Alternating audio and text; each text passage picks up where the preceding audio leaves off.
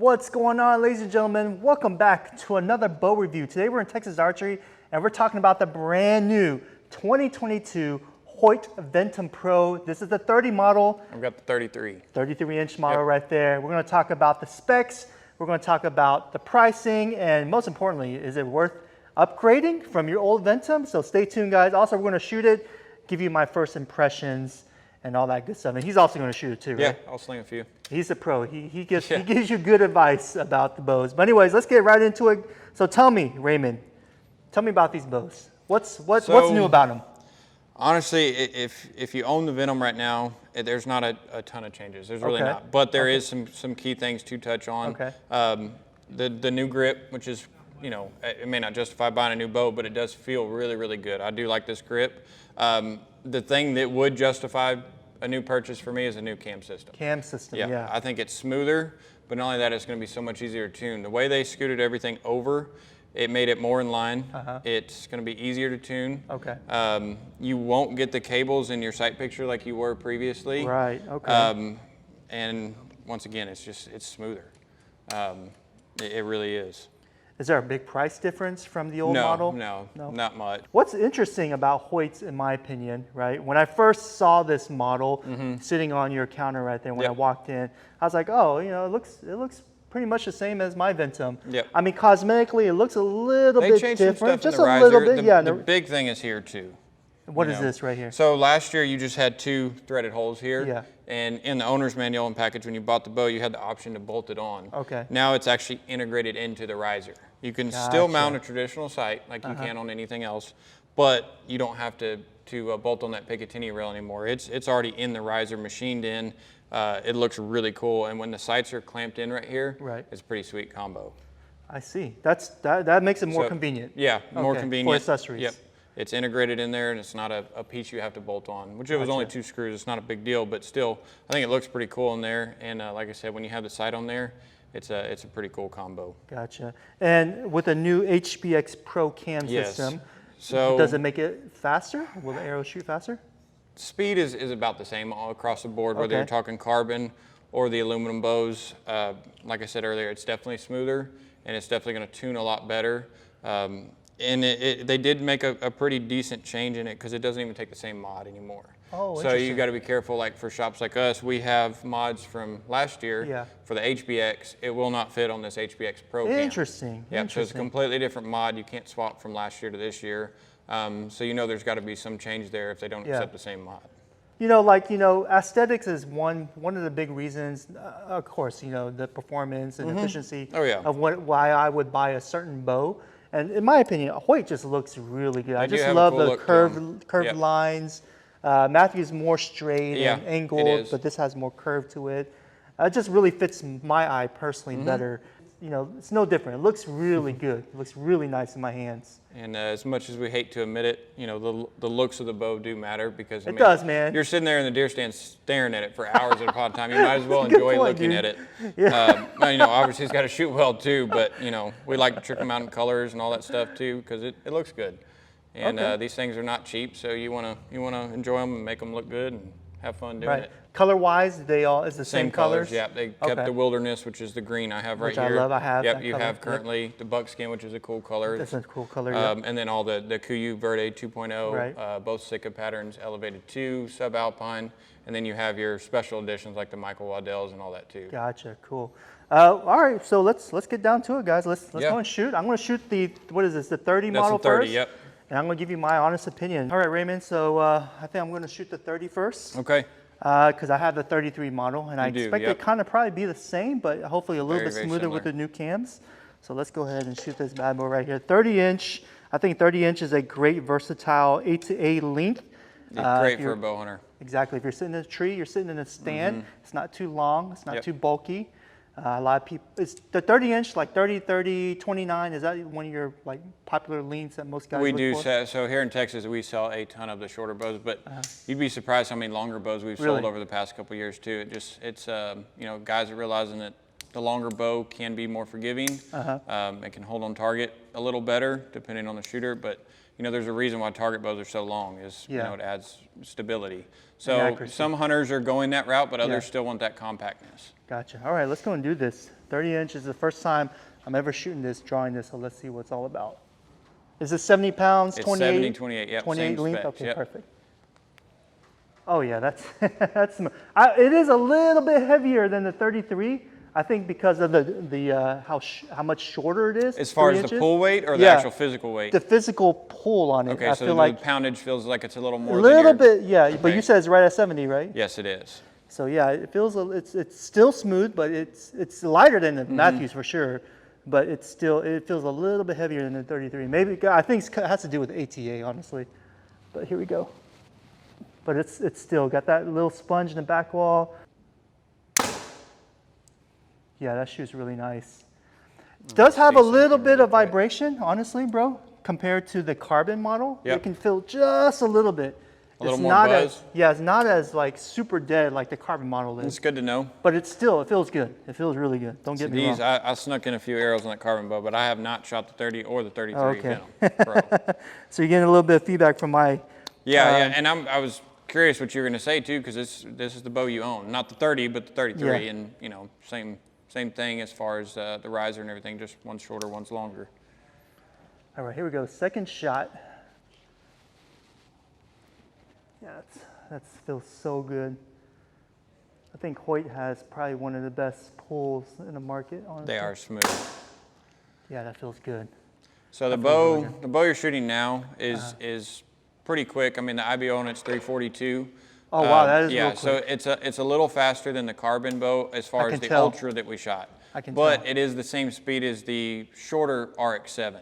So they're both 342. They're going to be the same speed. I can tell, yeah. Oh, yeah, smooth.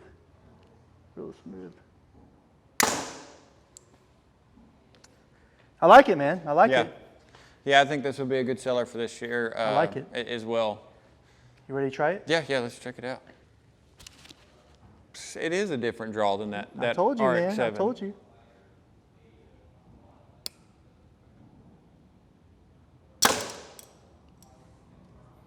Not bad. Not bad. Did you feel the arrow fly off a little bit compared to the carbon? So it's got a, I don't want to say kickback, but almost recoil to it. So when you shoot it, but also too, keep in mind, we're shooting a bow that has no stabilizer. Yes, you do have the factory one from Hoyt. Yeah. No sight, no stabilizer. That's going to improve the feel of it post-shot. Yeah. That being said, it doesn't feel bad. It's not anything abnormal.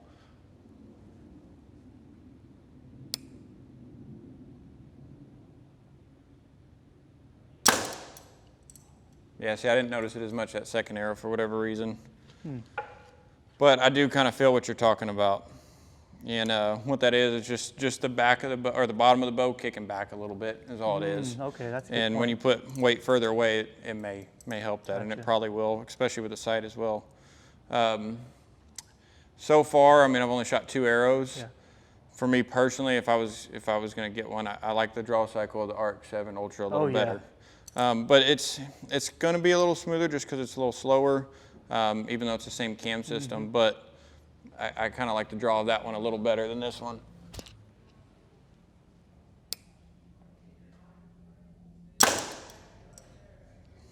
Yeah.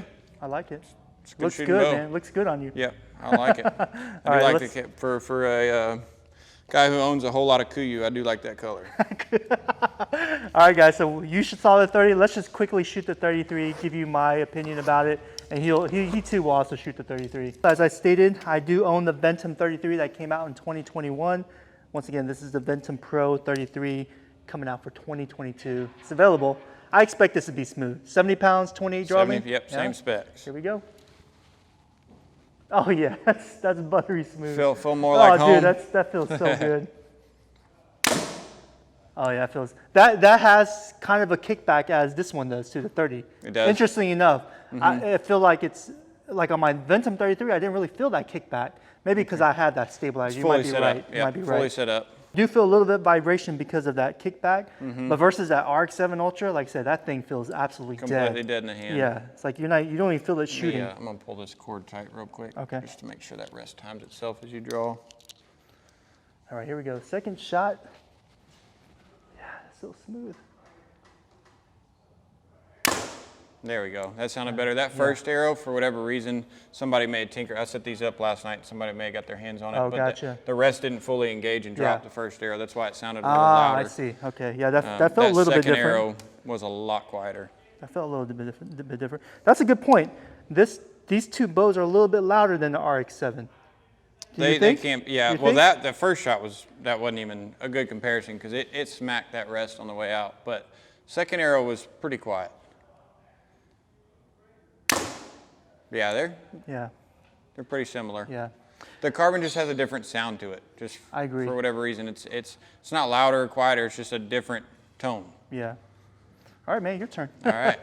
Have you shot the 33 yet? I have not. You have not. So I haven't shot either aluminum bow. Okay. It's gonna be interesting what you think about it. I do like that new grip. It feels better. Yeah, and grip is a difference. My hand sticks a little better to it. Once I find where I want it, it stays there. That texture really helped.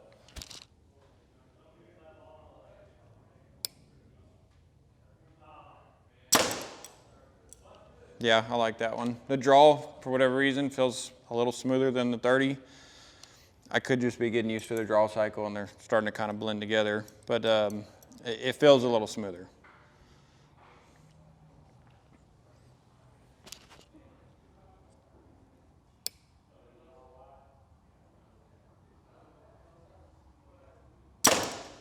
Oh, good shot. I will say it holds pretty well. I can see that. Yeah, you're hitting it right on the dot. It holds on target extremely well. But see, I'm kind of biased. I always like longer bows. Just for what I do, a longer bow makes more sense. But I definitely see the advantages of having a shorter bow from time to time.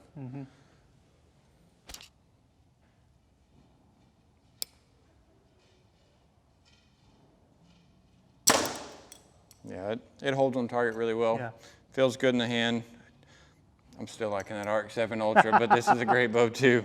Well, Raymond, we shot both. Very great models Hoyt has. For sure. You know, I'm not disappointed in the models they bring out year to year.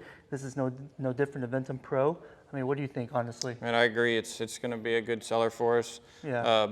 Out of these two, I think I like this one a little better, just for me liking longer bows. But for the ultimate bow hunter in mind, I think they'll love that one as well. I really do. So that's a good point, ladies and gentlemen. If you're looking for something that's smoother, you're going to be using it maybe for competition maybe. This would be a good hybrid hunting. bow. Exactly. Yeah, I do a little bit of both. Yeah, I think the 33 will be a better model for you. But if you're a hardcore hunter, and weight is a big difference, length, and you don't want to get caught up in branches, especially if you're in Texas, right? I think the 30 would be more of an appropriate model. And it'd be interesting, Raymond. I think what I want to do is I want to do a versus, a Hoyt 30 Ventum Pro versus the new Matthews V3X29. Perfect. I think that'd be a good head-to-head matchup. I think it would. We'll same draw, same specs. We'll even get to the chrono room, do some speed testing. Oh yeah, absolutely. And at the end of the day, maybe you'll have to decide which one's right for you. So yeah, there you go, guys. I love Hoyt products. I mean, to me, aesthetically, they look one of the best in my opinion, especially the Wilderness and the buckskin. That's what I would go personally. Now versus the 30, 33, I know that's going to be preference, whether what you are looking for, what you need when you are shooting or hunting, competition, whatever the case may be. But yeah, thank you so much, guys, for watching. Leave a comment. Make sure you hit that like button. Make sure you subscribe. If you're looking for a brand new Hoyt or Matthews or Bowtech, Elite, whatever you're looking for, give my boy Raymond a call at Texas Archery. Thank you so much, guys, for watching, and I'll catch you guys on the next one.